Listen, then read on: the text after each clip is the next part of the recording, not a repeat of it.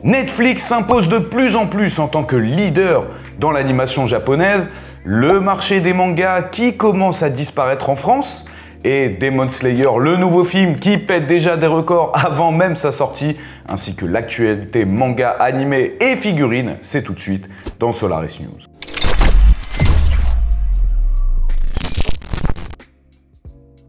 Plus d'un abonné Netflix sur deux regarde des animés en 2025, ce qui fait environ 300 millions de personnes. On est loin de l'époque où on me prenait pour un gars bizarre parce que je regardais des animés ou je lisais des mangas.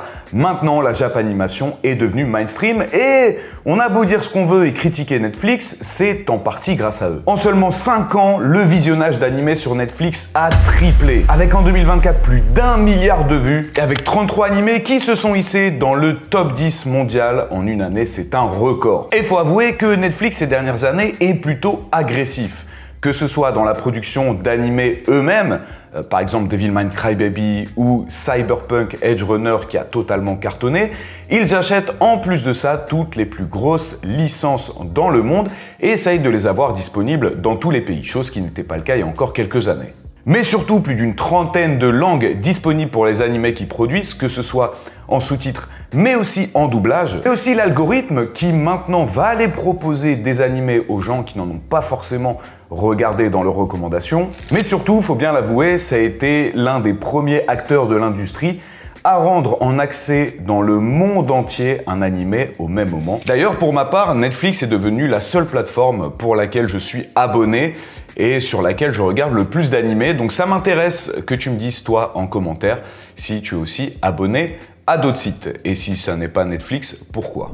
Et aussi bizarre que ça puisse paraître, alors que les animés deviennent de plus en plus populaires dans le monde entier, eh bien, le marché du manga commence petit à petit à se casser la gueule en France. Alors pas de panique, on continue à être le deuxième pays le plus gros consommateur de manga dans le monde après le Japon. On pourra continuer à être fier de cette statistique. Mais rien qu'au premier trimestre 2025, moins 15% de ventes de mangas et plusieurs boutiques indépendantes ont malheureusement dû mettre la clé sous la porte. Alors comment expliquer cette chute alors que les animés deviennent de plus en plus populaires? Alors déjà, il y a l'effet post-Covid.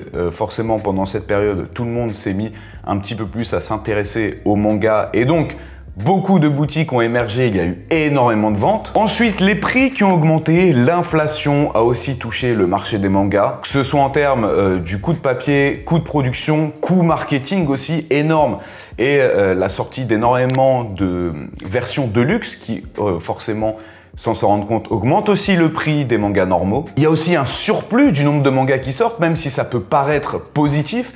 Plus de 3000 nouvelles sorties par an en France. Par exemple, est-ce que tu as déjà entendu parler de Undertaker, K-pop X Yakuza ou encore Shasumi en début de soirée?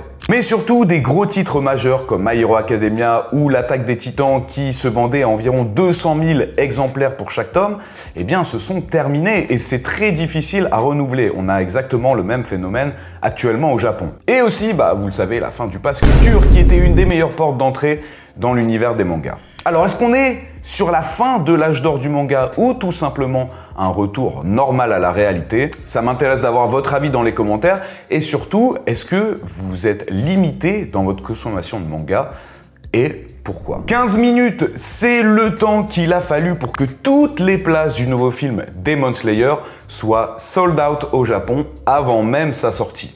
Et même les séances de minuit ont été totalement prises d'assaut.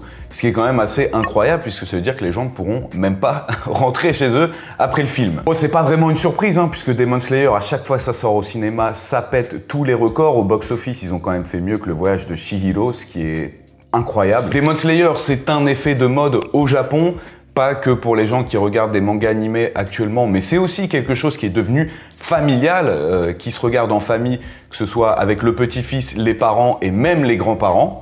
Et surtout, il y a eu un marketing de fou partout dans le Japon. Si vous êtes actuellement à Tokyo ou dans d'autres grandes villes, vous ne pouvez pas passer à côté de Demon Slayer. C'est le final de l'œuvre que tout le monde attendait, le teasing de fou, retour d'Akaza, un des persos les plus attendus, la confrontation avec Muzan, tellement attendu que c'est diffusé dans 452 cinémas, dont 59 en IMAX, c'est du jamais vu. Mais soyons honnêtes, ça reste quand même incroyable puisque moi personnellement, j'irai jamais faire la queue la file d'attente pour un film qui sort à minuit. Pour l'actu en bref, Netflix a annoncé la production d'un live-action de Solo Leveling alors qu'on n'a toujours pas de nouvelles de la saison 3. On se rapproche de plus en plus d'un remake de l'anime Tokyo Ghoul puisque sortira uniquement, malheureusement, aux États-Unis, un film compilation des épisodes. Alors pas de remake, pas de reboot, ils vont juste entrecouper les épisodes et les foutre en film. D'ailleurs, ce seront les épisodes que 1, 5, 8, 10, 11 et 12. On a aussi eu l'annonce de la production de la saison 2 de l'anime Cyberpunk Edge Runner, qui lui aussi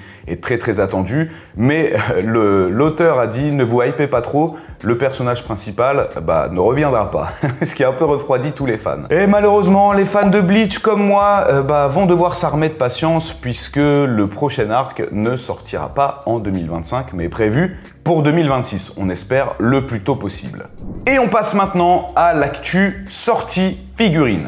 Goku Super Saiyan Blue plus pétant que jamais dans la gamme Blood of Science, Katsuki Bakugo en mode acrobatique dans la gamme Maximatic, énormément de One Piece à perte de vue dans la gamme de Grand Line Series, et forcément avec le film Kimetsu no Yaiba, une Maximatic de Tanjiro. Mais moi, mon coup de cœur de cette semaine, c'est la Pop-Up Parade L de Guts. On vous avait déjà présenté sur la chaîne la version Armor de Guts qui était tout simplement magnifique mais qui a énormément augmenté niveau prix. On vous a aussi présenté celle de Zod qui était tout simplement sublime. Et là, encore une fois, Good Smile m'impressionne avec cette Pop-Up Parade de Guts qui tient fièrement son épée dans cette pose super badass.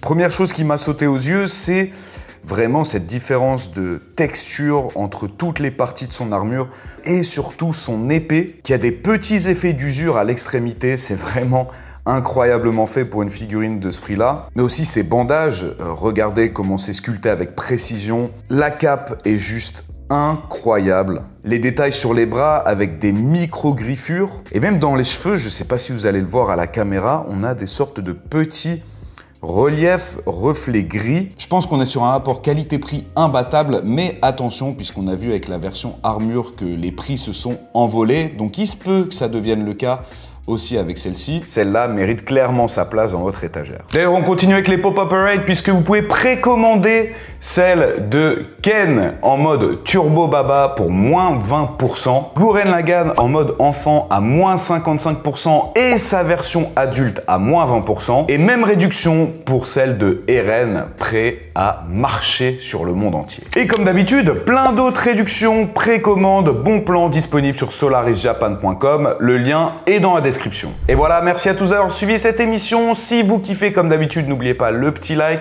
le commentaire si vous avez des choses à dire. Je vous remercie pour les retours des précédentes vidéos sur ce format. C'était Lucas, on se retrouve la semaine prochaine, mais d'ici là, n'oubliez pas, keep collecting. Jana.